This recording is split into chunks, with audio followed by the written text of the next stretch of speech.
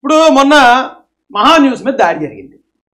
మహా news studio దగ్గరికి వెళ్ళి బీఆర్ఎస్ కార్యకర్తలు పెద్ద పెద్ద బండరాలు తీసుకుని అక్కడ కార్లు గీర్లు ధ్వంసం చేసి లోపలికి వెళ్ళి ఒకళ్ళు దొరికితే ఆ మహా న్యూస్ వంశీ గారిని కూడా కొట్టేద్దామని ట్రై చేశారు. అది కొట్టడానికి ట్రై చేశారా, చంపడానికి ట్రై చేశారా, అది అటెంప్ట్ అటాక్ అటెంప్ట్ మర్డర్ అనేది పోలీసులు తేల్చారు.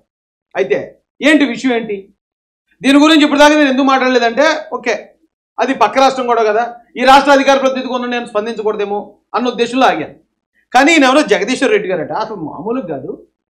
ఈయన మాటలు ఎలా ఉన్నాయంటే చాలా చాలా దారుణంగా ప్రవోక్ చేస్తున్నాడు, ప్రాంతీయ విద్వేషాలు రేపే ప్రయత్నం చేస్తున్నాడు. అసలు గొడవ ఏంటి? ఫోన్ ట్యాపింగ్లు జరిగాయట. ఫోన్ ట్యాపింగ్లు జరిగాయి, అది కేసీఆర్ గారు కేటీఆర్ గారు కనుసన్నల్లో జరిగాయని మహా న్యూస్ వంశీ గారు మహా న్యూస్లో వేశారట. యాక్చువల్గా అది కేసీఆర్ గారికి కేటీఆర్ గారికి సంబంధం లేకపోతే వాళ్ళు ఏం చేయాలండి? ఏం చేయాలి? ఇదేంటి లేని దాన్ని మేము చేయని పని ఒక నేషనల్ మీడియాలో ఇంత పబ్లిక్గా చూపుతున్నాడు ఏంటి? ఏంటి 100 కోట్లకి పరువు నష్టం దావా పెట్టండి, ఒక కేసు పెట్టండి, ఏ సాక్ష్యాధారాలతో నువ్వు చూపించో, లేకపోతే ఇక నీ మీద మేము ఈ కేసు పెడుతున్నాం, మా పరువు నష్టం కలిగింది, లేకపోతే మాకు మా మానవ ప్రాణాలకు భంగం కలిగే విధంగా నువ్వు ప్రవర్తించావు కాబట్టి ఖచ్చితంగా నీ మీద 301 ఏదో సెక్షన్ ఉంది. ఇప్పుడు సోషల్ మీడియాలో మాట్లాడిన దానికి కూడా బలంగా అరెస్ట్లు అయ్యే సెక్షన్ అది. మీరు పెట్టి ఆయన అరెస్ట్ చేయించాలి. అరెస్ట్ చేయించకుండా మీరేం చేశారు? దాడి చేశారు. దాడి చేస్తే ఇప్పుడు నాలాగా న్యూట్రల్గా ఆలోచించే వాళ్ళు కూడా ఏమనుకున్నారు, ఓకే వాళ్ళు చెప్పింది వీళ్ళు తట్టుకోలేకపోయారు, మహా న్యూస్ చెప్పింది ఏదైతే ఉందో వీళ్ళు తట్టుకోలేక ఉక్రోషంతో దాడి చేశారు. దాడి చేశారంటే వాళ్ళపై కేసు పెట్టడానికి వీళ్ళ దగ్గర ఆధారాలు లేవు, వీళ్ళు ట్యాప్ చేయలేదు, ఫోన్ ట్యాప్ చేయలేదు అని వీళ్ళకే నమ్మకం లేదు, అందుకే దాడి చేశారు అనుకున్నాం. సరే ఓకే దాడి చేశారు, పోనీ ఆ దాడి ఇప్పుడే జరిగిందా ఇంకెక్కడ జరగలేదంటే చాలా చోట్ల చాలాసార్లు ఇలాంటివి జరిగాయి, దాన్ని కూడా మనం ఎంతో కొంత ఓకే. అయితే ఇప్పుడు ఈయన వచ్చి చంద్రబాబు నాయుడు గారిని విమర్శిస్తున్నాడు ఏంటి ఇక్కడ? ఇప్పుడు ఓ దాడి జరిగింది, ఓ మీడియా హౌస్ మీద దౌర్జన్యం వెళ్ళి దాడి చేసి లోపలికి వెళ్ళాలని కొట్టబోయారు. కొట్టబోతే బాధ్యత గల నాయకులు ఎవరైనా సరే ఇలాంటి దాడి ఖండిస్తున్నాం, ఇది కరెక్ట్ కాదు అని స్టేట్మెంట్ ఇస్తారు. ఆ స్టేట్మెంట్ ఇచ్చిన వాళ్ళు అందరి మీదకి వెళ్ళిపోతారేంటి? వాళ్ళకి సంబంధం ఏంటి? ఇప్పుడు ఈయన ఏమంటాడంటే డైరెక్ట్గా ఇంకా చంద్రబాబు నాయుడు గారి మీద ఫైట్ చేస్తున్నాడు. మీరు ఇదే తప్పు గతంలో కూడా చేసి వాళ్ళ బొక్కబోర్లో పడ్డారు. బీఆర్ఎస్ వాళ్ళు అందరికీ చెప్తున్నాను, చంద్రబాబు నాయుడు గారు ఏ రోజు మీతో అంత శత్రుత్వానికి రాలేదు, కానీ మీరు చంద్రబాబు నాయుడు గారిని శత్రువుగా చూశారు జగన్మోహన్ రెడ్డి గారిని హ్యాపీ చేయడానికి. జగన్మోహన్ రెడ్డి గారిని సంతోషపరచడానికి మీరు చంద్రబాబు నాయుడు గారిని, మీరు లోకేష్ గారిని టార్గెట్ చేశారు. ఆ టార్గెట్ చేయడం వల్ల వాళ్ళకేం పోయింది? మీకు పోయాయి పదవులు, ఉన్న పదవులు మొత్తం ఊడిపోయాయి, చిత్తుగా ఓడిపోయారు.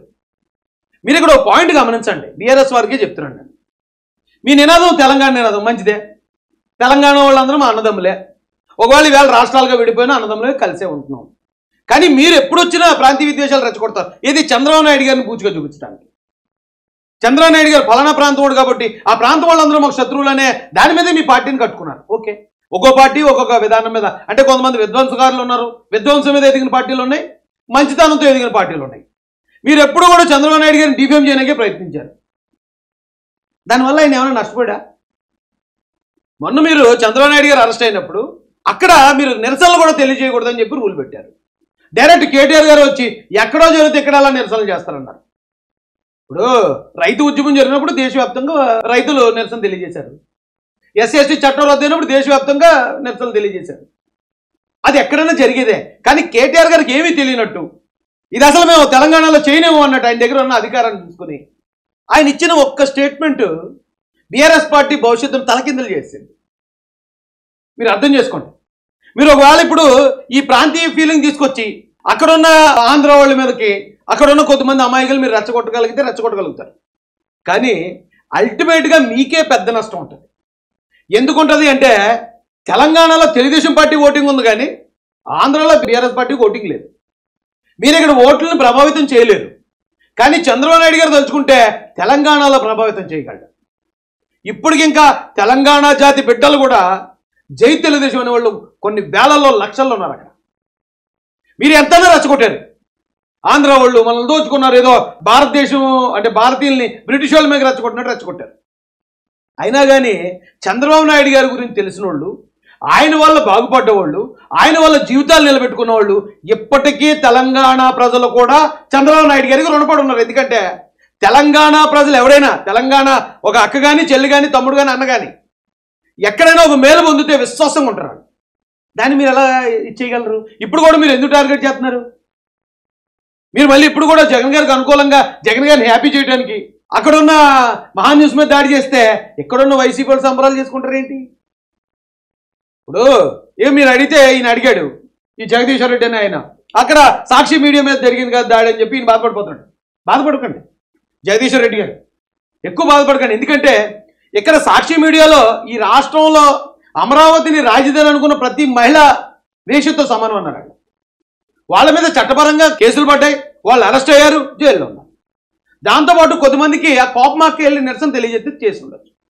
అలాగే మీరు కూడా మహా న్యూస్ మీద మీరు కేసు పెట్టాలి, మీరు నిరూపించాలి. మేము ట్యాపింగ్ చేయలేదు, అయినా కూడా ఇతను మా మీద తప్పుడు ఆరోపణ చేశాడు, ఇదిగో మా దగ్గర ఉన్న ఆధారాలు, లేదా ఆయన దగ్గర ఉన్న ఆధారాలు చూపించమనండి, లేదా ఆయన మీద కేసు పెట్టండి, ఆయన అరెస్ట్ చేయండి అని చెప్పి ముందు చట్టపరంగా మీరు చర్యలు తీసుకుంటే ఓకే వీళ్ళు చేయలేదన్నమాట ఈ తప్పు, అందుకే చట్టపరంగా ప్రూవ్ చేసి ఆయన మీద కేసు పెట్టించగలిగారు, లేదా వాళ్ళు ఇదిగో పరువు నష్టం దావాకి వెళ్ళి ప్రూవ్ చేసుకోగలిగారు అని ప్రజలు నమ్ముతారు. ఇప్పుడు మీరు ఏం చేశారు? ఒక ఉడుకుపోతు చర్య చేశారు. ఆయన అన్నాడు, ఆయన మాట అంటే మీరు వెళ్ళి దాడి చేయించారు. చూసే ప్రజలకి ఎలా ఉంటుంది? ఓకే వీళ్ళు చేసిన పనిని వాడు బయట పెట్టాడు కాబట్టి ఆయన వీళ్ళు ఉడుకుమోత్తానంతో దాడి చేశారు అన్నట్టు. అదే దాడే తప్పు అంటుంటే మీరు మళ్ళీ దాన్ని అటు ఇటు తిప్పి చంద్రబాబు నాయుడు గారి మీద తీసుకొస్తారు ఎందుకు? జగదీశ్వర్ రెడ్డి గారు మొన్న తిన్న దెబ్బ సరిపోలేదు మీకు మొన్న ఎలక్షన్లో, ఇంకా కావాలా? ఎందుకండి ఎందుకు పడుకున్న సింహాన్ని లేపుతన్నించుకుంటారు ఎందుకు? అంటే చంద్రబాబు నాయుడు గారు ఎవరు మాట్లాడినా, ఎవరు తిట్టినా, ఎవరు అవమానించినా ఆయన అలా హుందాగా ఎవరి శిఖరంలో నిలబడే ఉంటాడు, ఎవరిని తిరిగి కూడా మాట్లాడతారు. కాబట్టి ఎవరు పడితే వాళ్ళని తిడతా ఉంటారు, ఎవరు పడితే వాళ్ళు ప్రతి ఆడు ఈడు ఆడి తేడా లేదు, ప్రతి ఒక్కడు ఆయన్ని అంటారు. కానీ ఆయన వెనకొన్న జనం ఒప్పుకోరు, ఆయన వెనకొన్న జనం ఓటుతో బుద్ధి చెప్పేస్తారు. ఇప్పటికే చెప్తున్నాను, టీఆర్ఎస్ పార్టీ వాళ్ళు మీరు ఇక్కడ మరి జగన్కి మీకు ఏ బంధం ఉందో నాకు తెలియదు, కానీ ఇక్కడ జగన్ గారి కోసం అక్కడ మీరు నష్టపోతున్నారు. మరి లాజిక్ మీకు అర్థమైతే బాగుంటుంది, అర్థం కాకపోతే ఇంక మీ ఇష్టం. ఈయన అడిగాడు, ఈ జగదీశ్వర్ రెడ్డి అని ఆయన, అక్కడ సాక్షి మీడియా మీద జరిగింది కదా దాడి అని చెప్పి ఈయన బాధపడిపోతున్నాడు. బాధపడకండి, జగదీశ్వర్ రెడ్డి గారు ఎక్కువ బాధపడకండి. ఎందుకంటే ఇక్కడ సాక్షి మీడియాలో ఈ రాష్ట్రంలో అమరావతిని రాజధాని అనుకున్న ప్రతి మహిళ వేషతో సమానం అన్నారు. వాళ్ళ మీద చట్టపరంగా కేసులు పడ్డాయి, వాళ్ళు అరెస్ట్ అయ్యారు, జైల్లో ఉన్నారు. దాంతోపాటు కొద్దిమందికి ఆ కోపమాకి వెళ్ళి నిరసన తెలియజేస్తే చేసి ఉండొచ్చు. అలాగే మీరు కూడా మహా న్యూస్ మీద మీరు కేసు పెట్టాలి, మీరు నిరూపించాలి. మేము ట్యాపింగ్ చేయలేదు, అయినా కూడా ఇతను మా మీద తప్పుడు ఆరోపణ చేశాడు, ఇదిగో మా దగ్గర ఉన్న ఆధారాలు, లేదా ఆయన దగ్గర ఉన్న ఆధారాలు చూపించమనండి, లేదా ఆయన మీద కేసు పెట్టండి, ఆయన అరెస్ట్ చేయండి అని చెప్పి ముందు చట్టపరంగా మీరు చర్యలు తీసుకుంటే ఓకే వీళ్ళు చేయలేదన్నమాట ఈ తప్పు, అందుకే చట్టపరంగా ప్రూవ్ చేసి ఆయన మీద కేసు పెట్టించగలిగారు, లేదా వాళ్ళు ఇదిగో పరువు నష్టం దావాకి వెళ్ళి ప్రూవ్ చేసుకోగలిగారు అని ప్రజలు నమ్ముతారు. ఇప్పుడు మీరు ఏం చేశారు? ఒక ఉడుకుపోతు చర్య చేశారు. ఆయన అన్నాడు, ఆయన మాట అంటే మీరు వెళ్ళి దాడి చేయించారు. చూసే ప్రజలకి ఎలా ఉంటుంది?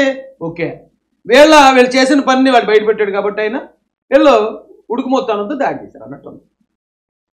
అదే దాడే తప్పు అంటుంటే మీరు మళ్ళీ దాన్ని అటు ఇటు తిప్పి చంద్రబాబు నాయుడు గారి మీద తీసుకొస్తారు ఎందుకు? జగదీశ్వర్ రెడ్డి గారు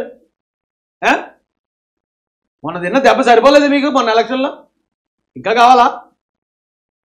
ఎందుకండి ఎందుకు పడుకున్న సింహాన్ని లేపుతన్నించుకుంటారు ఎందుకు? అంటే చంద్రబాబు నాయుడు గారు ఎవరు మాట్లాడినా, ఎవరు తిట్టినా, ఎవరు అవమానించినా ఆయన అలా హుందాగా ఎవరి శిఖరంలో నిలబడే ఉంటాడు, ఎవరిని తిరిగి కూడా మాట్లాడతారు. కాబట్టి ఎవరు పడితే వాళ్ళని తిడతా ఉంటారు, ఎవరు పడితే వాళ్ళు ప్రతి ఆడు ఈడు ఆడి తేడా లేదు, ప్రతి ఒక్కడు ఆయన్ని అంటారు. కానీ ఆయన వెనకొన్న జనం ఒప్పుకోరు, ఆయన వెనకొన్న జనం ఓటుతో బుద్ధి చెప్పేస్తారు. ఇప్పటికే చెప్తున్నాను, టీఆర్ఎస్ పార్టీ వాళ్ళు మీరు ఇక్కడ మరి జగన్కి మీకు ఏ బంధం ఉందో నాకు తెలియదు, కానీ ఇక్కడ జగన్ గారి కోసం అక్కడ మీరు నష్టపోతున్నారు. మరి లాజిక్ మీకు అర్థమైతే బాగుంటుంది, అర్థం కాకపోతే ఇంక మీ ఇష్టం.